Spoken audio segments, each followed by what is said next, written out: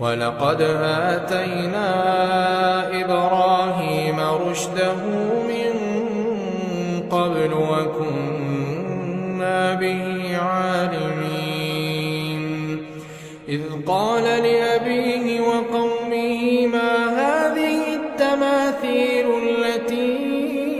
أنتم لها عاكفون قالوا وجدنا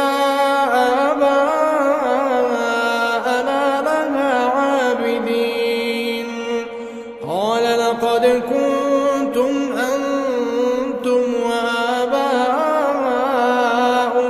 في ضلال مبين قالوا أجئتنا بالحق أم أنت من اللاعبين قال بل ربكم رب السماوات والأرض الذي فطرهم وأنا على ذلكم من الشاهدين وتالله لأكيدن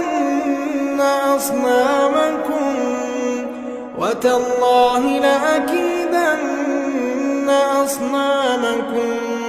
بعد أن تولوا مدبرين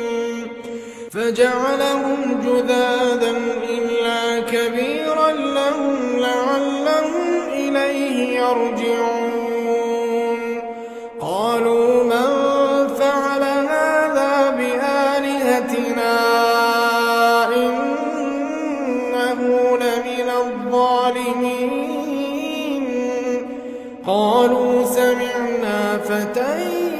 يذكرهم يقال له إبراهيم قالوا فأتوا به على أعين الناس لعلهم يشهدون قالوا أأنت فعلت هذا بآلهتنا يا إبراهيم قال بل فعله كبيرهم هذا فاسألوهم إن كانوا ينطقون فرجعوا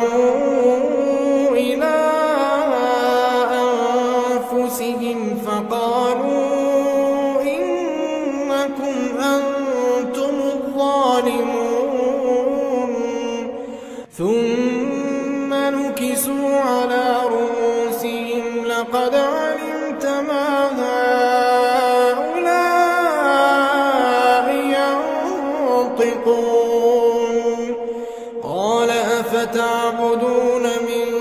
دون الله ما لا ينفعكم شيئا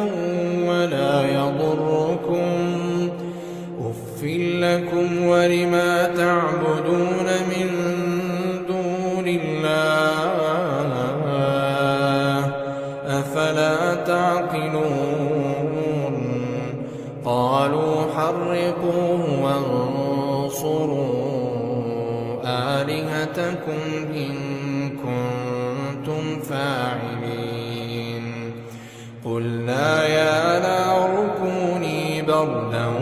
وسلاما على إبراهيم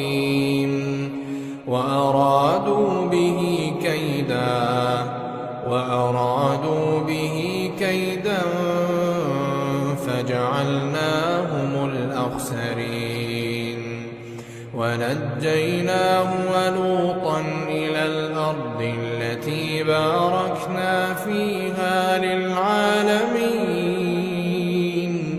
ووهبنا له إسحاق ويعقوب نافلة وكلا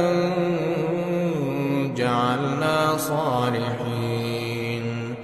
وجعلناهم أئمة يهدون بأمرنا وأوحينا إليهم فعل الخيرات وأوحينا إليهم فعل الخيرات الخيرات وإقام الصلاة وإيتاء